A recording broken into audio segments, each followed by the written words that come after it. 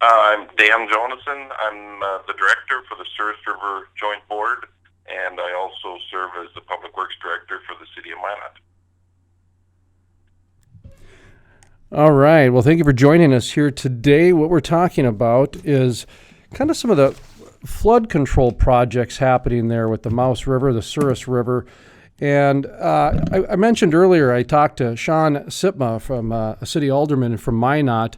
I do have some background a little bit with it, which is I was executive producer at KFGO when the flood happened out there, and we did some work with the Clear Channel stations in Minot and also in Bismarck during the flood fight because of our experience and everything along those lines. So I did kind of get some ins and outs of the infrastructure of the town, kind of how the river just went right down through the middle of town, and all these kind of the obstacles that it seems that you would have based on what this project seems to provide the solutions to. So if you wouldn't mind, from your perspective, from your public works, I guess, how did we get to where we're at today from the flood? The flood was, I think, 2011, if my memory serves me right.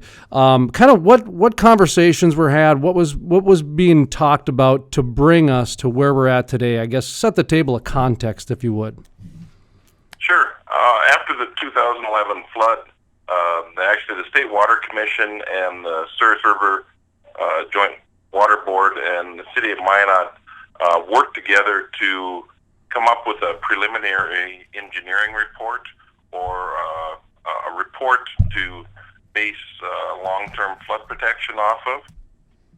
That was headed up by Bar Engineering and Ackerman Esfold. Like I said, they took a look at what would need to be built to protect not only the city of Minot, but the entire basin from an event that we saw in 2011. The typical flows through the Mouse River Valley, the 100-year flood event, is 5,000 CFS. In 2011, we saw 27,400 CFS, or cubic feet per second, coming through at the peak. So it was a huge event, something that's never been seen before, and with that, it triggered the need for a higher level of flood protection through the Mouse River or Souris River Basin. So that report was completed in about February of 2012, and since then we have been working to implement that plan. It's broken up into a lot of different phases because it's a very complex, very expensive plan, over $1 billion is the estimate to implement it. So the Souris River Joint Board is trying to tackle it, I guess, a piece at a time as funding is available. They've gone through, we've done an environmental impact statement for the reaches from Burlington to the east side of Minot. We've received a record decision and approval on that. They've done the design for the first three of about 14 different phases in Minot. That work is starting next week, in fact. It's about $79 million worth of flood control that will be kicking off in the city of Minot. But aside from that, there's been a lot of other work done. Some stormwater improvements in what we call our Perkett Ditch area that will, enhance the flood protection and help protect us on the dry side from flooding on that side. And there was some work done through FEMA hazard mitigation project around our water treatment plant, about a $30 million project to protect that because our water treatment plant sits right beside the river. In addition to that, like I said, there's been a lot going on. We're working with the Corps of Engineers on a feasibility study to try to gain a federal interest and some federal dollars into one of the phases. We call it Phase 4, or the Maple Diversion Project, through Minot. That's set to be wrapped up hopefully the end of this year or early 2019, and it appears that there is an interest, a positive benefit cost ratio, I should say, over 1 to garner interest from the Corps of Engineers to try to get some federal funding for that portion of the project. In addition, the Joint Board's also been working on items in the rural areas. The STAR program, which is a structure acquisition, ring dike, and relocation program to help some of the rural residents and some of the farmers in the area relocate some of their structures that were flooded out of the floodplain. And,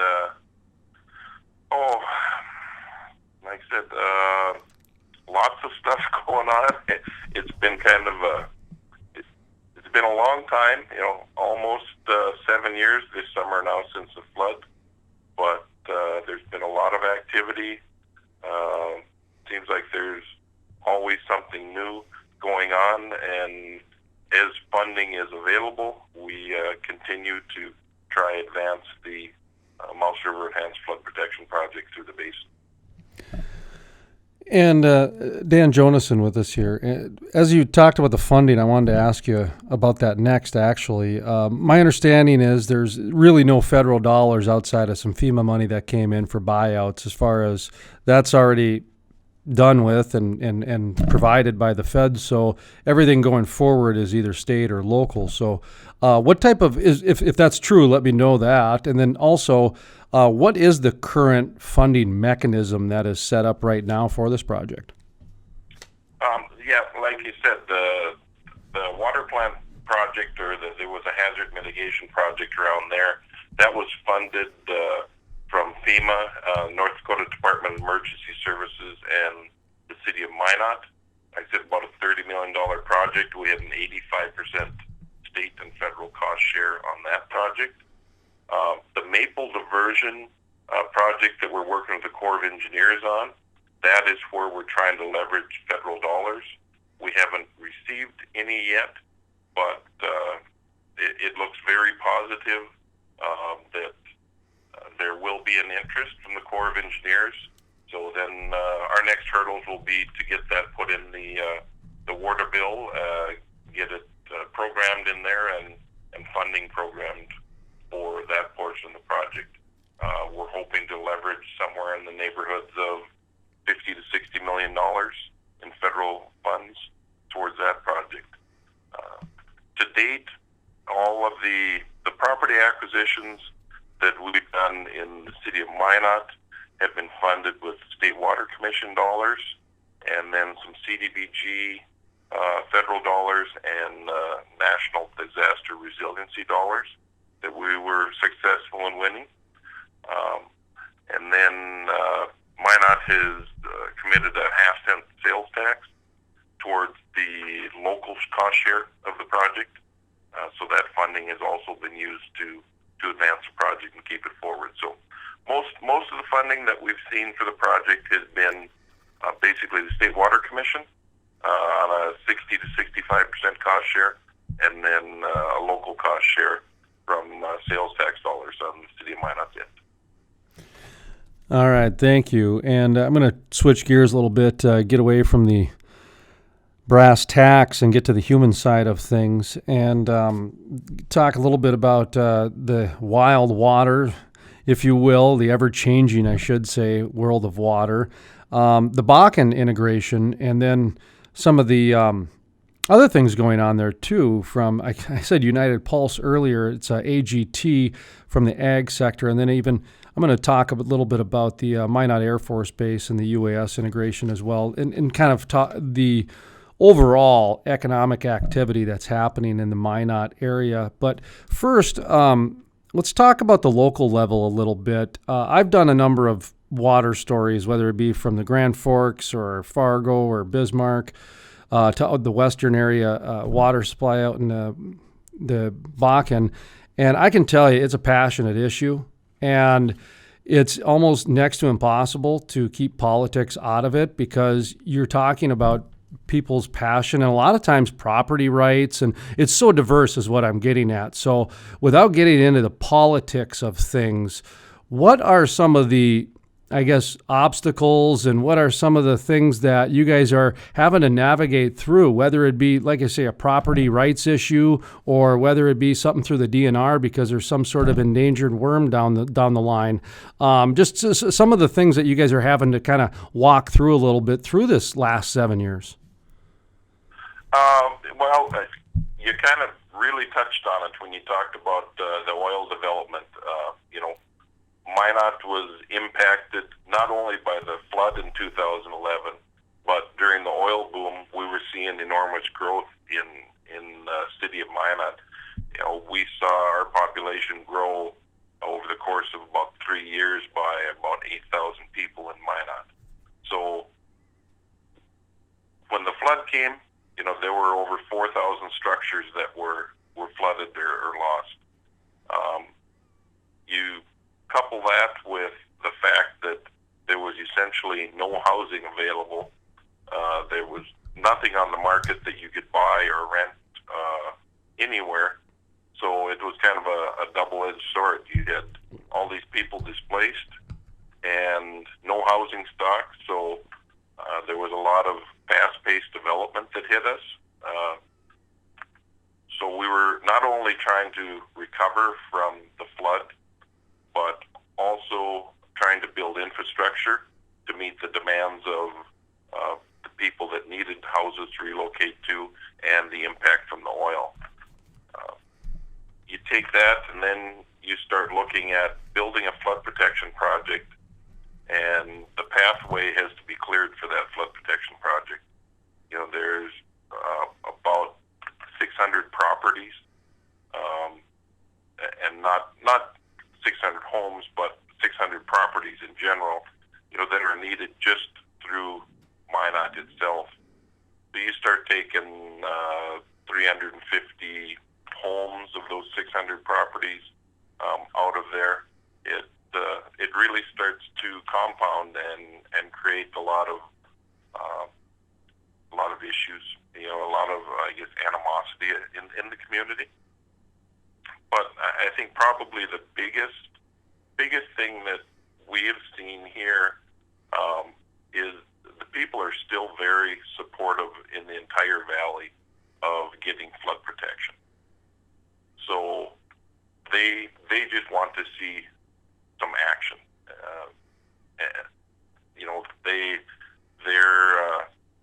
They're not aware of all of the permitting that has to be done to build a project of this magnitude.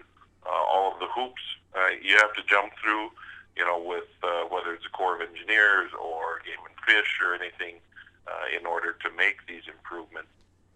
So it appears slow moving to the public, like nothing's being done. So that's why getting these first 3 phases going and letting the people see actual construction is really important to keep the focus on flood protection throughout the valley. One of the things I was excited about when I saw this opportunity come was because of my familiarity with the flooding issues. Grand Forks, they were the community that had to rebuild. And since they put in their flood protection, you don't hear one bad word about anything, not one bad word about the investment. Same thing with Fargo. Now, the flood protection they put in ahead of time, people are still talking about that. Now, the future flood protection, that's where the passion comes out. They're still trying to decide on that, and the DNR is involved in Minnesota and all kinds of different things. But my point is that when these investments are made, you get a lot of, like you mentioned, animosity or local people's passion that can come out. But the long-term impact, most people, pretty much everybody is on board with that was the right investment to make. And when I look at what Minot has going on, Hess's investments, AGT's United Pulse's investment in the ag sector out there in the BNSF ag sector park out there. And then I mentioned Minot's Air Force Base. Grand Forks gets all the attention when it comes to the UAS industry. But what Minot has going on there from the security side, even from the nuclear side of things, Minot has seemed to be a growing city, kind of that slow and steady wins the race. So I was pretty excited about this. And then I had a piece of property that got assessed with flood insurance. So I'm looking at all the potential that Minot has, and then I'm looking at the reality behind flood insurance. I had about 10% of my property that was in a floodplain, and when I got the flood insurance notification of the increase of price, I laughed. I thought it was a sticker. I was sticker shocked. I laughed. I thought it was a joke. It was that high. Have you guys experienced that at all, to where the momentum that Minot seems to be going on is a good investment reason, but also that flood insurance reality has got to seem like another layer that just seems to make this thing become a no-brainer? Does that make sense at all? Yeah, it does. Minot's going through, Ward County is going through the same thing that Fargo went through, a remapping by FEMA of the 100-year floodplain. So currently we have protection through the valley, through Minot and Burlington to 5,000 cubic feet per second. That's our current 100-year flows. With this remapping, our new flows go from 5,000 to 10,000 cubic feet per second. So that impacts, just in Minot itself, about 3,200 properties that are going to be seeing these increased flood insurance rates.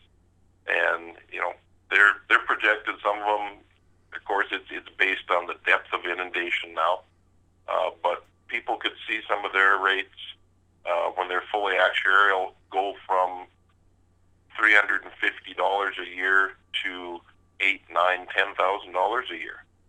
And the people that are going to see this impact are the ones that were flooded in 2011.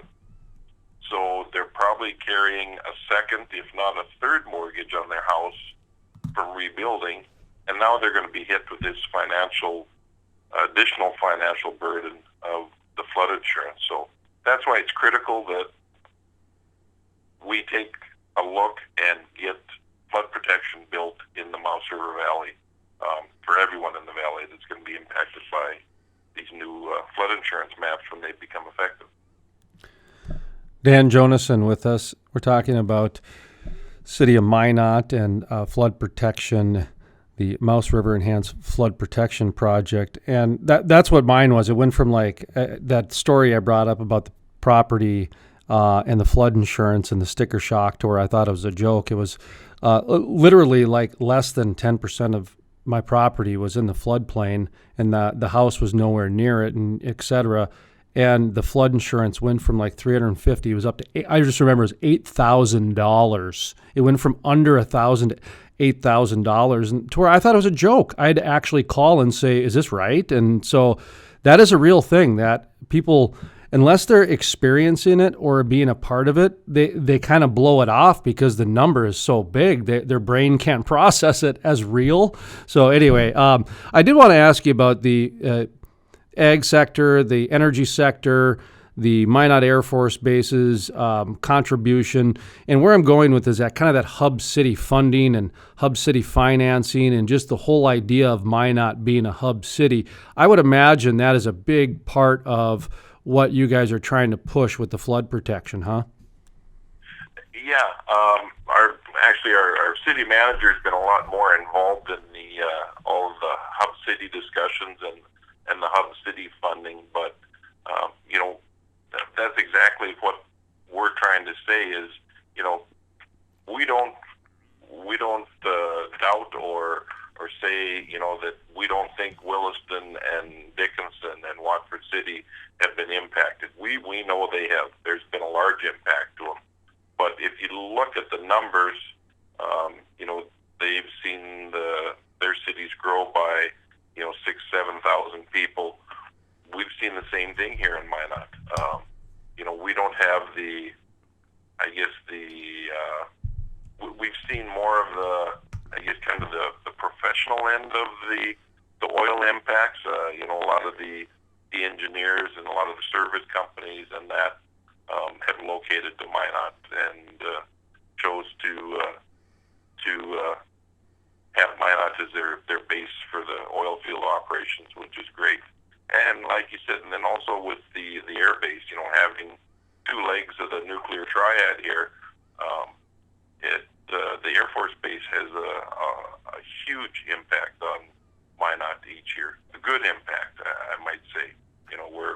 We work very closely with the Minot Air Force Base. They're one of the best partners that we have.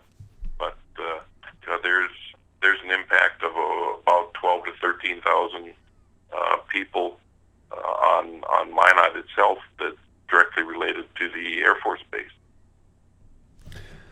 Yeah, I know that when I visited Minot, with the Hess and I think it's Enerplus or the pipeline company that's out there, there was several, like you mentioned, service companies out there that I saw pretty quick what Minot, in my opinion, was trying to do, and that was diversify their economy. And with United Pulse, AGT, and the Air Force Base already there, of course, energy, and that's what I saw was Minot was really diversifying their economy so that they could offer that quality of life push that's being done right now. And, whether the hub cities is there and everything else like that, but it was a growth strategy that made a lot of sense to me is what I'm getting at. So let me ask you about, we're just kind of wrapping up here, Dan Jonasson, City of Minot, as well as the Mouse River Flood Protection Project. I know the word enhancement was in there, but I don't have it offhand, and I didn't want to pull it up quick, so I apologize. But biggest challenges. What are your guys' biggest challenges right now with this particular project? Probably the biggest challenge is funding. Like I said, it's $1 billion project. Last legislative session, there is legislative intent for the State Water Commission to provide funding for the first 4 or 5 phases in Minot. There's, I believe, $193 million earmarked in there. But we're a long ways away from completing the basin-wide project. Like I said, it's $1 billion project. So about $350 million that we're going to have to come up with the local match if it's just the state and city and Souris River Joint Board as the partners. So that's probably the toughest part. Every day we're looking for new avenues of funding where we might find $1 here and $1 there and get this project built. At the rate it's going, it's going to take 20 to 30 years to get it built, and that's just not acceptable, not realistic. We need to be diligent and look at every avenue that we have for funding and get the project done. Well, yeah, and this sooner rather than later, because every year who knows what's going to happen with costs. I mean, go talk to a builder about the price of shingles over the last 10 years, and it just, there's certain costs that go up, and so the sooner you can build it, the better it is. Final thoughts. I like to give guests kind of final thoughts, anything that we missed, anything you want to reiterate. That way the question isn't framed by me, and you can kind of go with whatever direction you want. So, Dan Jonasson, final thoughts. Floor is yours. I appreciate the time to talk about the flood protection. It's something that not only very near and dear to me, going through the 2011 flood and being out there and fighting to protect the basin, the city of Minot, but I think near and dear to everybody in the Mouse River Basin, except from Mouse River Park to Burlington to the Minots, the Sawyer, the Velvas. There's a lot of people, the rural residents, a lot of people that were impacted, and we just need to come up with funding and solutions and get it built and protect the people.